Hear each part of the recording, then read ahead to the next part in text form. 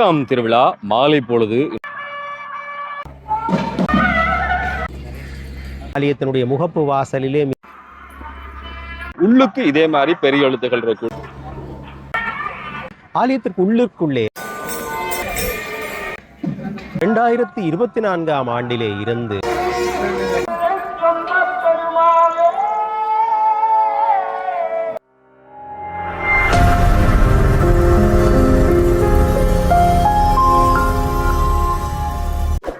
கடந்த திங்கட்கிழமை கொடியேற்றம் கொண்டிருக்கக்கூடிய நல்லூரானுடைய சந்நிதி இன்றைய நாளில் 8ஆம் திருவிழா மாலை பொழுது இன்றைய நாள் இருக்கக்கூடிய விஷயங்கள் எவ்வளவு வேகமாக நடக்கிறது. முன்பக்கமாக இந்த மஞ்சம் நாளை மறுதினம் முருகப்பெருமான் ஏறி வருகிற அந்த அற்புதமான காட்சியை காண்பதற்கு கண்கள் கோடி வேண்டும். மிக மிக ரம்மியமான ஒரு பொழுதாக ஒரு காட்சியாக இந்த விஷயம் இருக்கும். இன்றைய நாளில் இடம்பெறக்கூடிய திருவிழாவினுடைய மிக முக்கியமான விஷயங்கள் ஒவ்வொரு நாளையும் கொண்டு வருகிற அந்த வளமையான விஷயங்களுக்கு மேலதிகமாக நல்லூரானுடைய வெளிப்பக்கத்துல அலங்காரா நல்லூரா அப்படின்ற விஷயம் 2024 இருந்து முன்புற வாயில பெரிதாக எழுதப்பட்டிருந்தது. உள்ளுக்கு இதே மாதிரி பெரிய எழுத்துக்கள் இருக்கக்கூடிய இன்னும் ஒரு விஷயம் தொடர்புதான் இந்த காணொலியில இன்றைய நாளில் செந்தமிழ் செல்வர்கள் அலிசன் அவர்கள் எங்களோடு பகிர்ந்து கொள்ள போறோம். ஒவ்வொரு நாளில் நல்லூர் தொடர்புள்ள சிறப்பான விஷயங்கள் பிரசன்னா குருக்கள் அதை தாண்டிடக்கூடிய திருவாசகம் கந்தர் அனுபூதி தமிழ் மொழியோடு சேர்த்து இந்த நாளிலையும் வருகிறது.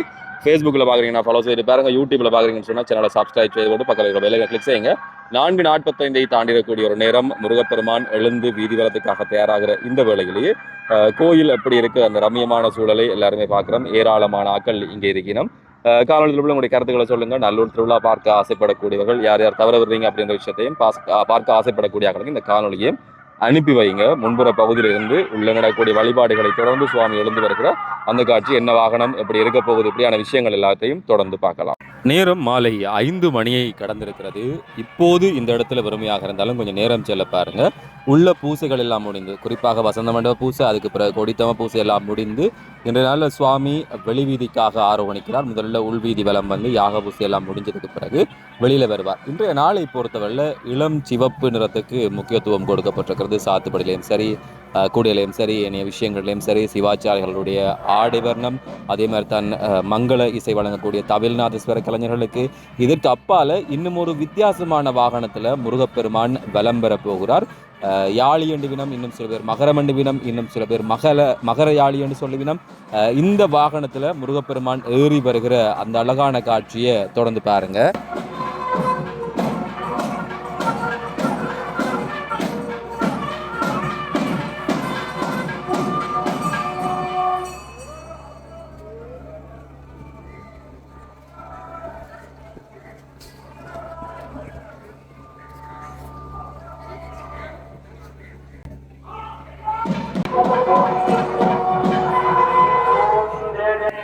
தங்கன்றதுல முருகப்பெருமானும் ஏனைய விஷயங்களும் ஜொலிக்க உள்வீதி வலத்துக்காக புறப்பட்டு போகிறார்.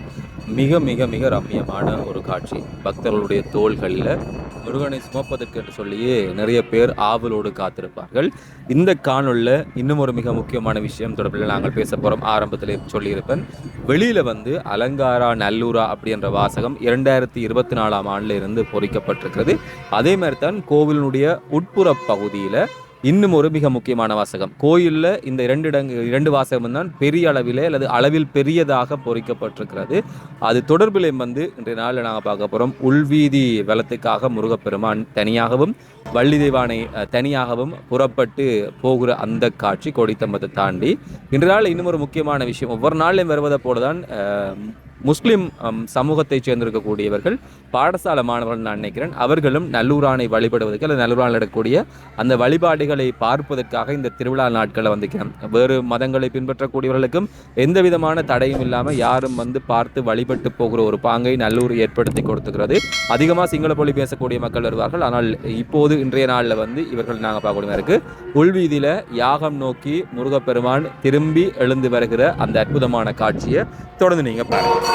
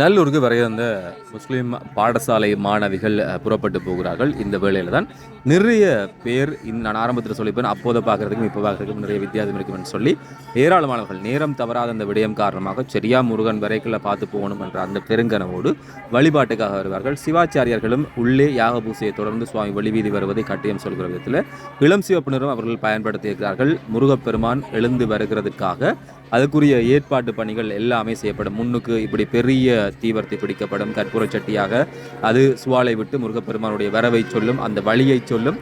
இப்படி சொல்கிற வேளையிலே வெளிவீதிக்காக முருகப்பெருமான் அந்த குழலிசை சேர்ந்து ஆரோகணிக்கிற அற்புதமான தருணம்.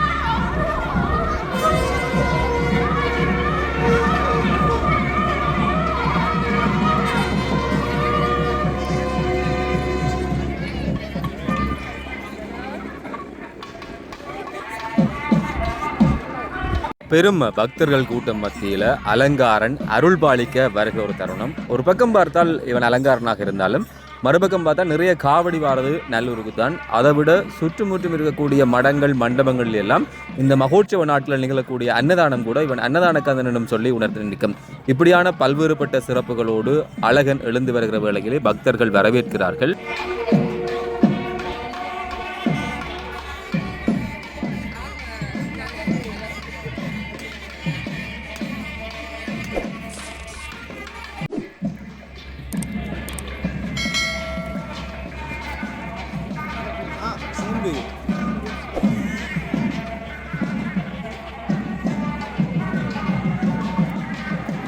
வானுயர்ந்து நிற்கிற கோபுரம் போல இந்த தமிழும் தமிழ் கடவுள் முருகனுடைய அழகும் நல்லூரிலே பொங்கி பிரவாகித்து நிற்கிறது. அது மாத்திரமல்ல, இந்த வாயிலாலே வந்து பிரசன்னா குருக்கள் தரக்கூடிய கந்தர் அனுபூதி, தமிழிலே தரக்கூடிய மொழிபெயர்ப்பு, இசையும் சேர்ந்து வருகிற அந்த ரம்மியமான பொழுது என்பது காண்பதற்கும் அதே மாதிரி தான் காதுகளால் கேட்பதற்கும் மிக உவப்பான இனிமையான பொழுது. அந்த நல்ல இசையை நத்தமிழில் கேட்பதற்காக முருகன் புறப்பட்டு இந்த கோபுரம் நோக்கி வருகிறான்.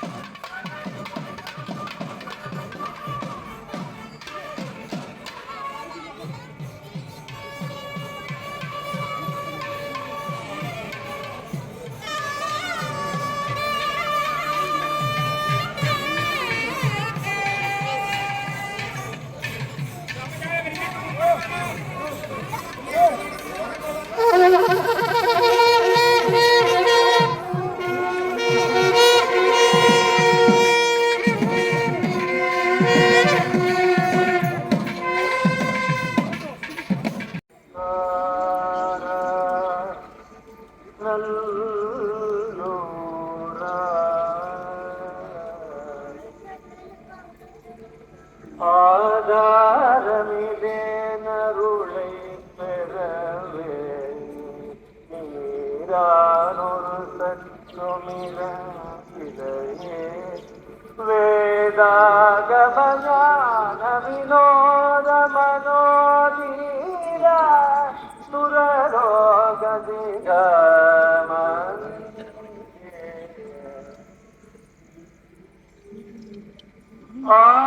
ஆதாரமிலே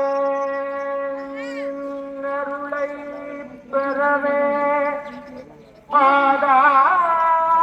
ஆதாரமிலே அருளை பெறவே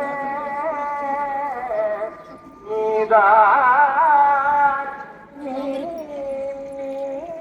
நீதான் சற்றும் நினைந்திலையே நெல்லூர் கந்த பெருமானே சற்றும் நினைந்திலையே நல்லை கந்த பெருமானே ஆதாரம் இலே அன்னை பெறவே கந்த பெருமானே நல்லை கந்த பெருமானே எந்தாதாரமும் இல்லாத பின்புலமும் இல்லாத இந்த ஏழையே நீதானே நினைக்க வேண்டும் அருள வேண்டும் கந்தனே நல்லை கந்த பெருமானே நீதானே சற்றும் என்னை நினைந்திலையே வேதாகம ஆகம ஞான வினோத மனோதீதா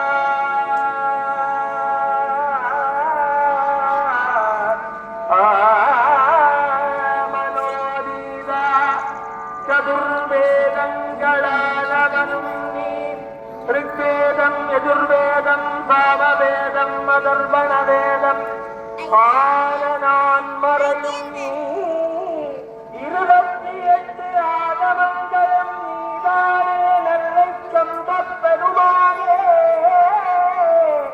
உபாகமங்களும் நீதானே நல்லூர் கந்த பெருமானே அனைத்தும் நீயேதானே மனோதீதமானவனும் நீயே வேதங்களை ஆகமங்களை வகுத்தவனும் நீதான் வேதாகமங்களை தொகுத்தவனும் நீதான் வேதாகமங்களை சத்தியவனும் நீதானே நல்லை கந்த பெருமானே மனோதீதா அதீதமான கற்பனைகள் உடையவனும் நீதானே நல்லூர் கந்த பெருமான கற்பனையானவன் நல்லூர் கந்த பெருமான் முழுமையானவன் நல்லை கந்த பெருமான் வினோதமானவன் நல்லூர் கந்த பெருமான் வினோதமான அரிதமான அலங்காரமானவன் சுரலோக சிகாமணியே இந்த பூமியிலே இருக்கின்ற அனைவர்களுக்கும் சிகாமணியான மண்மகுணமான அண்ட கதாதரங்களுக்கும் ஈரேழு 14 லோகத்திற்கும் மண்மகுணமான திகழ்பவன் என்னை சொந்த பெருமாளே 14 லோகத்தின் அதிபதி சிகாமணி நல்லூர் கந்த பெருமாள்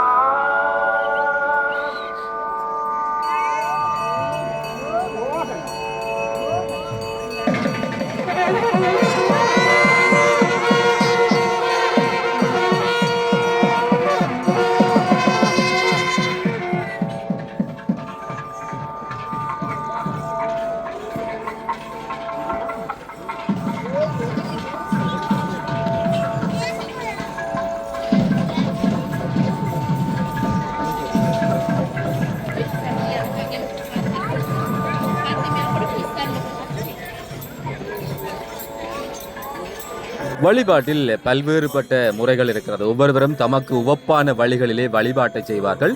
இதிலும் குறிப்பாக இந்த கூட்டு பிரார்த்தனைக்கெல்லாம் அதிக பலம், அதிக சக்தி இருக்கிறது என்றெல்லாம் நாங்கள் படித்திருக்கிறோம். அந்த நற்பண்புகளோடு அடுத்த தலைமுறையும் சேர்த்து வளர்க்கப்படுகிறது. நான் ஆரம்பத்தில் குறிப்பிட்டிருக்கக்கூடிய அந்த விஷயங்களோடு செந்தமிழ் சொல்லருவி லலிசன் அவர்கள் தொடர்ந்து இணைந்து கொள்கிறார். நெல்லை முருகப்பெருமானுடைய மீளா அடியவர்களே, முருகப்பெருமானுடைய திருவிழாவின் பொழுது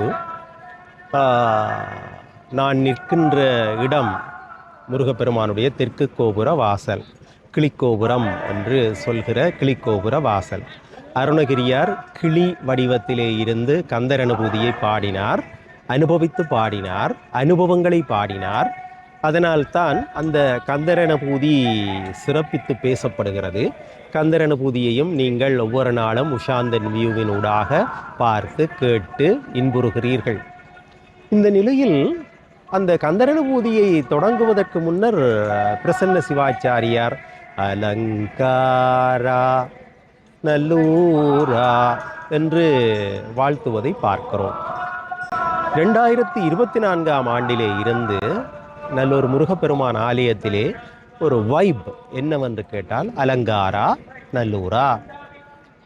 முன்னர் அரோகரா அரோகரா அரோகரா என்கின்ற கோஷம்தான் வானுயர ஒலித்த ஞாபகம் எனக்கு இருக்கிறது. இங்கே அலங்காரா நல்லூரா என்கின்ற கோஷம் அது மிகப்பெரிய கோஷமாக 2024ஆம் ஆண்டிலே இருந்து ஒலிக்கிறது. அலங்கார கந்தன் அல்லவா, இன்றைக்கு அவன் எல்லா சிறப்புகளையும் கொண்டவனாக அன்னதான கந்தனாகவும் விளங்குகிறான். அதே நேரம் காவடி கந்தனாகவும் விளங்குகிறான்.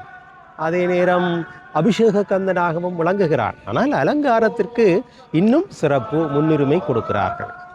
அலங்காரன் நல்லூரன் என்கின்ற வைப், அதாவது அரோகரா என்கின்ற போது எப்படி ஒரு உணர்வு அதிர்வு வருகிறதோ அதே அதிர்வு அலங்காரா நல்லூரா என்பதிலும் கிடைக்கிறது.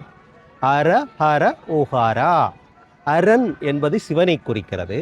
ஹர என்பது அதை துன்பங்களை அழிப்பது, கெடுப்பது என்கின்ற பொருளிலே அமைந்திருக்கிறது. ஆகவே சிவபெருமான் தீமைகளை துன்பங்களை நீக்குகிறார். அர ஹர. ஓஹரா என்பது ஓங்கார வடிவை குறிக்கிறது. அவை அரஹர ஓஹரா என்பதுதான் மருவி அரோகரா என்று ஆகியிருக்கிறது. இங்கே முருகப்பெருமானை நாங்கள் அலங்காரா நல்லூரா என்று நல்லூருக்கு சிறப்பித்து சொல்கின்ற வழக்கத்தை கொண்டிருக்கிறோம். அதைவிட அது ஆலயத்தினுடைய முகப்பு வாசலிலே மிகப்பெரிய எழுத்தில் எழுதப்பட்டிருக்கிறது, அலங்காரா நல்லூரா. நான் நினைக்கிறேன் உஷாந்தன் வியூவினூடாக அந்த காட்சியையும் நீங்கள் பார்ப்பீர்கள். ஆலயத்திற்கு உள்ளுக்குள்ளே அதை உங்களுக்கு பார்ப்பது கஷ்டமாக இருக்கும். அதே திசையிலே உள்ளுக்குள்ளே சூரியனார் கோவிலுக்கு பக்கத்திலே வாழ்க சீரடியார் எல்லாம் என்கின்ற ஒரு பெரிய வாசகத்தை பொறித்து வைத்திருக்கிறார்கள். ஆறிரு தடந்தோள் வாழ்க, ஆறுமுகம் வாழ்க, வெற்பை கூறுசை தனிவேல் வாழ்க, குக்குடம் வாழ்க, செவ்வேள் ஏறிய மஞ்சை வாழ்க, யானை தன் அணங்கு வாழ்க, வாழ்க சீர் அடியார் எல்லாம் என்பது கந்தபுராணத்தினுடைய வாழ்த்து. எல்லோரையும் வாழ்த்துவது. எல்லோரும் நான் இறைவனை நல்லூரா வாழ்க நல்லூரா வாழ்க என்றால் நல்லூரான் வாழப்போகிறானா என்று எங்களுக்குள்ளே ஒரு கேள்வி வரலாம். சாதாரண மனிதன் நான் லலிசன், தம்பி உஷாந்தன் வாழ்த்துவதால் இறைவன் வாழப்போகிறாரா? நல்லூரானை வாழ்த்துவது எப்படி? அதிலும் வாழ்க சீர் அடியார் எல்லாம் என்று வாழ்த்துவது எப்படி என்றால் இதற்கு திருமுருக கிருபானந்த வாரியார் ஒரு விளக்கம் சொல்லுவார். ஒரு நூலிலே 1000 மணிகள் கட்டப்பட்டிருக்கின்றன என்று வைத்துக்கொள்வோம். அந்த 1000 மணிகளையும் அசைக்க வேண்டுமென்றால் ஒவ்வொரு நூலாக பிடித்து பிடித்து ஆட்டி கொண்டிருப்பது அறிவுடைமையாகாது. அந்த 1000 மணிகளுக்குள்ளும் ஊடுருவி நிற்கின்ற நூலை பிடித்து ஆட்டினால், அசைத்தால் அந்த 1000 மணிகளும் தானே அசையும். அதை போல உஷாந்தனுக்குள்ளே, லலிசனுக்குள்ளே, இங்கே இதை பார்த்து கொண்டிருக்கிற உங்களுக்குள்ளே ஊடுருவி நிற்கின்ற நூல் சக்தி எது என்றால் இறை சக்தி.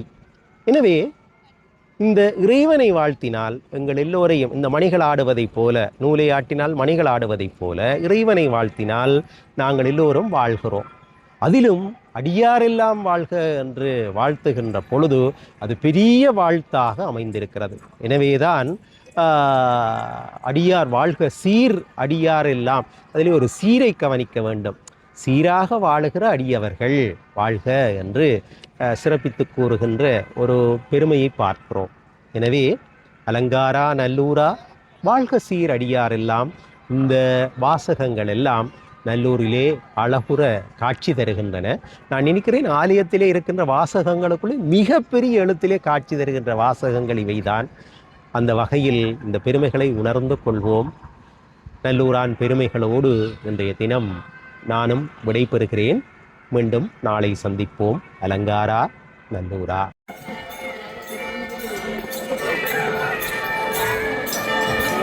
பின்வீதி வலத்தை முடித்துக்கொண்டு வடக்கு புறமாக முருகப்பெருமான் அந்த கம்பீர கோபுரத்தை நோக்கி எழுந்தருளுகிற காட்சி. இதைத் தொடர்ந்து இந்த இடத்துல திருவாசகம் எல்லாமே இசைக்கப்படும், அதுக்கு கூட பொருள் சொல்லப்படும். நற்றமிழோடு பிரசன்னா குருக்கள் இந்த இடத்திலையும் கோவிலுடைய ஓதுவாராக இருந்து பல்வேறுபட்ட சிறப்பான விஷயங்களை வெளிப்படுத்துகிற போல இந்த இடத்திலும் அவை நிகழ்கிறது.